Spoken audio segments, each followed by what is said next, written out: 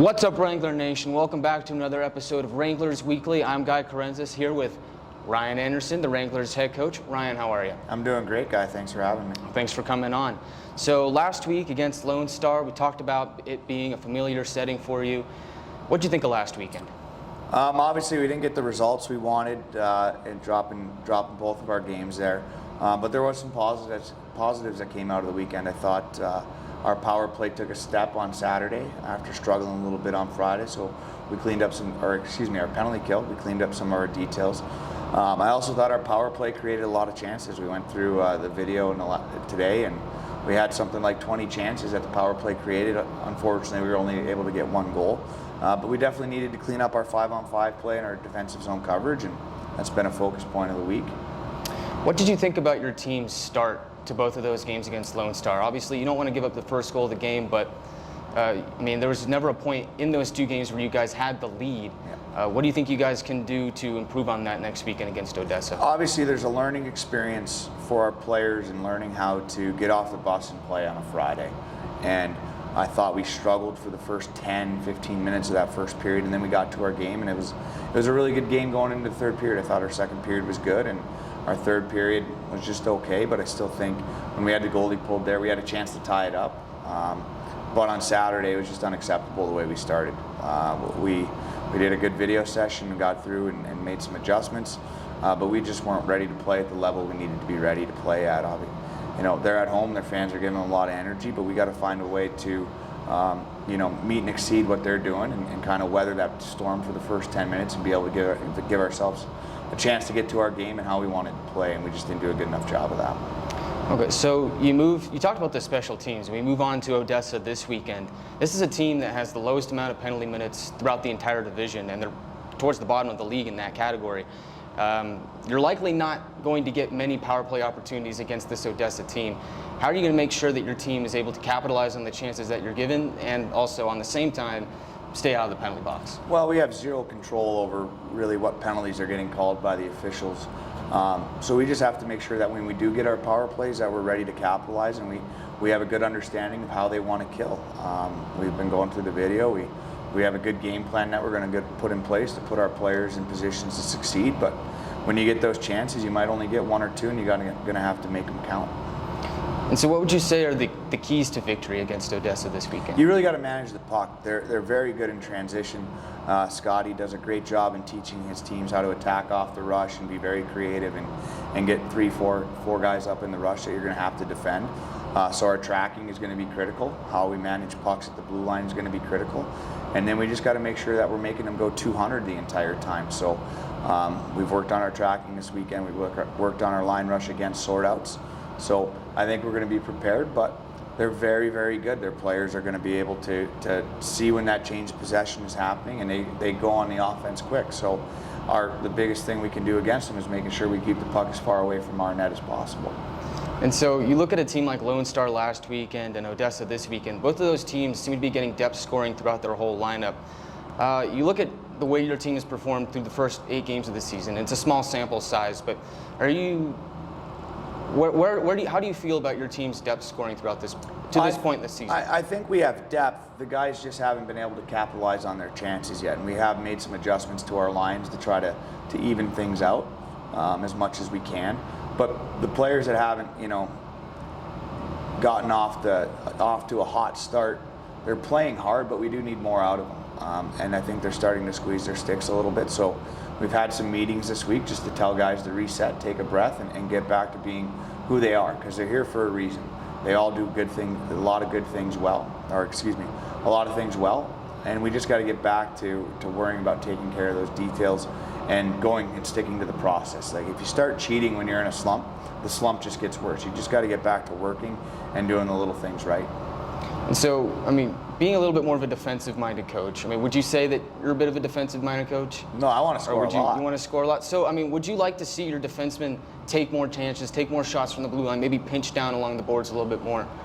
Yeah, and that's something we focused on this week. We want to take our chances at the right time. Like, we want our D up in the rush, but it doesn't make a lot of sense for our D to be ahead of the rush, right? They got to be arriving, like I like to say, a little fashionably late. And it's been a focus point this week to create a little bit more out of our O-zone play. We didn't have a lot of great O-zone play against Lone Star because they broke the puck out very well.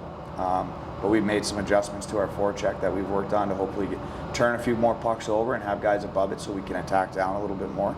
But we do have some D that can make plays. Like if you look at Gagnon, he's up in the rush all the time. He's been very, very good on the power play on quarterbacking that first unit. But we do need to get a few more shots through from the top with traffic in front of the goalies.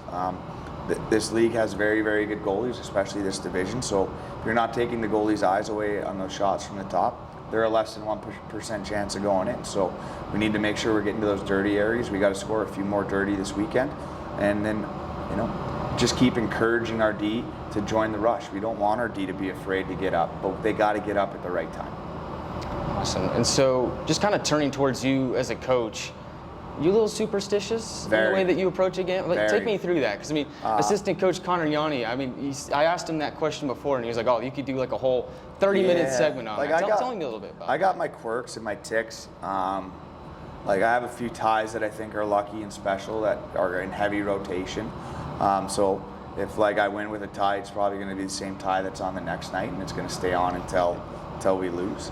I like to go in the locker room at the 9-minute mark before a game. I don't go in at 9:05. I don't go in at 9:30. I don't go in at 8:59. I go in at 9. I have some quirks pre-game, like if we're on the road and let's say I hit the shower first after the nap and we lost, Connor's going first the next time. If we win, I'm going first. But there's just those little things that are just my quirks and my ticks. They're not too bad though. It's interesting. Everybody has, their own thing. I've got ties that I like and ties that I refuse to wear. Just thought it'd be very interesting to. Yeah, I'm superstitious as a golfer too. Like I only carry one white tee in my pocket, 1 quarter, no wallet. Like I have my quirks. Interesting. And so, how did you really develop those quirks, those tendencies? I don't know. It's my own psychosis, I guess. I think one day I looked at the clock and I was going in at 9, and we won, and I just was like, oh, I got to go in at 9. Yeah, if it works, it works. Hasn't worked enough yet, but we'll get there. Yeah, we will get there. So just a few more questions before we go. Kind of taking you back to penalties and just kind of your views as a coach. Is there a such thing as a good penalty? Like a good penalty to take? Absolutely, there's good penalties. There's good penalties when, say the guy has a clear-cut scoring chance and you're able to take it away by, hooking them or taking them down. Those are penalties that we're going to have to get the kill on. Hard penalties where you're just finishing your check hard, and sometimes you're going to get a boarding and sometimes you're going to get a check from behind. Are we wanting guys to hit guys in the numbers and do things dirty like that? Absolutely not, but there's going to be times where it's right in that gray area that when we take those hard penalties, we have to kill.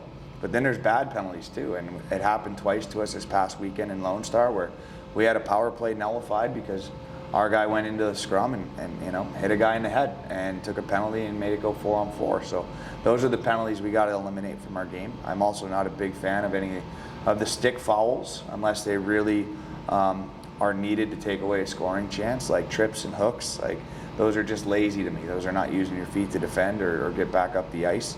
And that's been a problem for us this year that we've been identifying. We've been showing the good penalties, the bad penalties, and our players are learning which ones and when we need to take both. Interesting. Well, so you talk about the scrums. Are you opposed to players getting into those scrums? Not at all. You have to.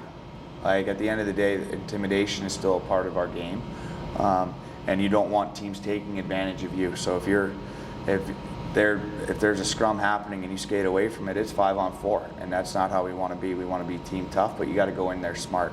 If you go in there grabbing a guy by the head and punching him in the face, you're going to go to the penalty box. But if you go in there and you just grab him by the arms and you're dancing a little bit, nothing's going to come from it, and they know that we're not going to be pushed around, and we're going to stand up for ourselves. We're going to stick up for our teammates. We're going to have each other's backs, and those are all things that build that bond in the locker room that's so important when it comes to winning.